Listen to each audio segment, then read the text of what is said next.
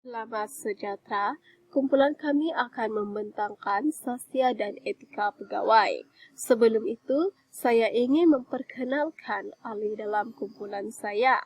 Yang pertama, Flesti binti Julim, iaitu diri saya sendiri, Muhammad Izwan bin Anwar, Siti Nurasya binti Alias, dan Nurul Khairunisa binti Arifin.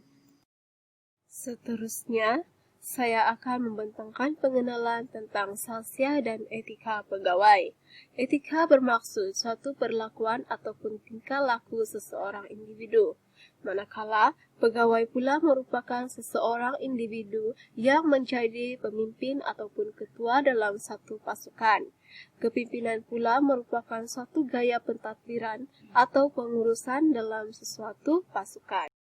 Baiklah, seterusnya etika dan sastia pegawai. Antara etika dan sastia pegawai adalah menjaga maruah, mempunyai sifat jujur, seseorang yang taat setia, pegawai yang berdisiplin, pegawai yang amanah, pegawai yang mampu melaksanakan tugas dengan baik, dan seorang pegawai yang jenius. Baiklah, disiplin merupakan kunci utama bagi seseorang pegawai dalam melaksanakan etika dan sastia yang terbaik.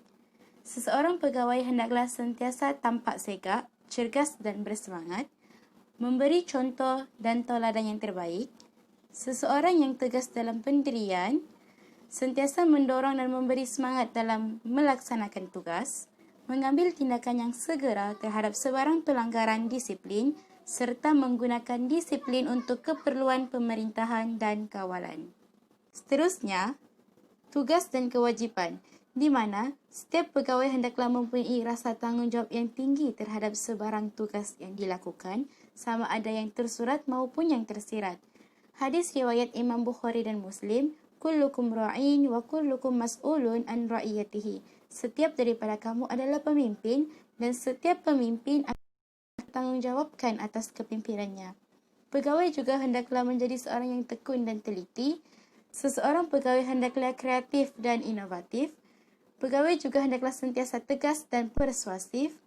Seseorang pegawai hendaklah sentiasa sedia menerima sebarang cabaran, sentiasa menunjukkan contoh yang terbaik, dan sentiasa mempunyai sifat optimistik terhadap hasil pelaksanaan tugas yang dilakukan. Seterusnya ialah etika dan sastia pegawai berteraskan nilai-nilai Islam. Yang pertama, kejujuran. Kualiti moral yang menghindar individu dari menyebabkan kecederaan ke atas orang lain secara menipu atau menyalahgunakan sesuatu yang mereka miliki. Ibnu Abi Robi mentarifkan kejujuran sebagai keadaan penulihan dalam kehidupan di mana rasional akan mengatasi sifat kehaiwanan dalam diri manusia. Integriti dalam perhubungan awam di samping mempertahankan dengan berani dan yakin akan hak-hak manusia. Yang kedua ialah keadilan. Kualiti fikiran yang membantu individu membezakan antara yang baik dan tidak baik dan merupakan pentadbiran peraturan-peraturan dan undang-undang yang sah dan tersusun. Oke, seterusnya penutup. Intipati. Antara intipati yang terdapat dalam tajuk etika dan sastia dalam pertahanan awam adalah menjelaskan tentang objektif menjadi seorang pegawai yang beretika dan mempunyai sastia, menerangkan ciri-ciri seorang pegawai yang mempunyai etika dan sastia, menyatakan bagaimana menjadi seorang pegawai yang memiliki etika yang berteraskan Islam, menyatakan kepentingan sastia dan etika kepada seorang pegawai.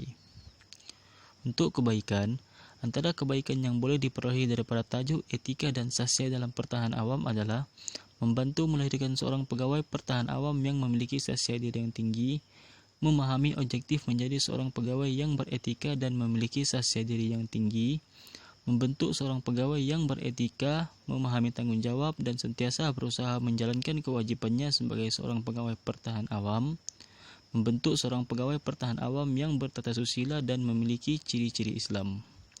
Untuk pengajaran, antara pengajaran yang boleh diperolehi daripada tajuk etika dan sastia dalam pertahanan awam adalah mengelakkan lahirnya seorang pegawai yang tidak beretika dan tidak memiliki sastia diri, menjauhi diri daripada menjadi seorang pegawai yang tidak bertanggung jawab dan gagal memenuhi kewajiban sebagai seorang pegawai pertahanan awam, mengajar diri bagaimana menjadi seorang pegawai pertahanan awam yang dihormati dan bertata susila, meningkatkan kesedaran kepada seluruh pegawai pertahanan awam untuk sentiasa menjadi pegawai yang beretika, memiliki sasya diri yang tinggi, dan mampu menjalankan kewajiban dengan baik. Itu sahaja, sekian, terima kasih.